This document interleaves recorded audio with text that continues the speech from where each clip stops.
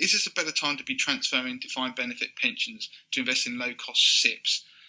Logic would dictate transferring out when the transfer value would be a lot more funds to invest for the long term. RDB pensions going to have difficulty meeting their liabilities from now on. It's two questions which are interesting.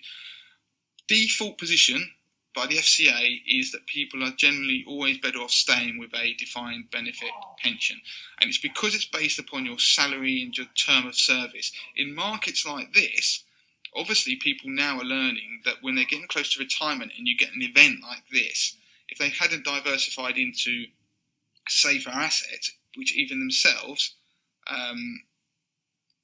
have fallen, then you can end up being like seeing your pension pot tumble, and it'll have an impact on your retirement. Doesn't mean you have to take all your money up front, as we've discussed in the group, but so therefore the final salary schemes therefore are more like gold dust now.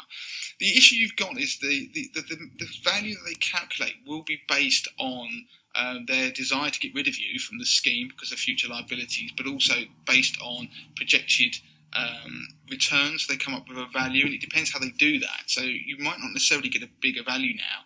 And also, if you come out of there, you may get the market might continue to fall further, but you are giving up a guarantee for something that is much more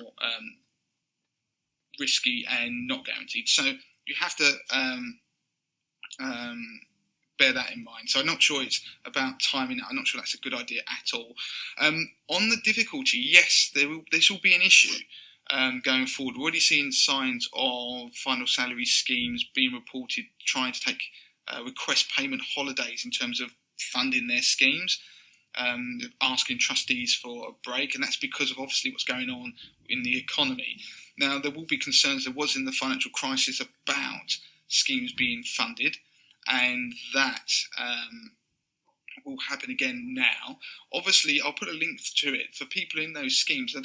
They might feel panicked, but their schemes are protected by the Pension Protection Fund. I'll put a link to it so they can read it, so that it will give them a backstop they should feel better about. But this is just the reality of the world we are in. So yes, there will be some people, there will be difficulties in meeting their liabilities, but pension funds do tend to invest in lower risk assets.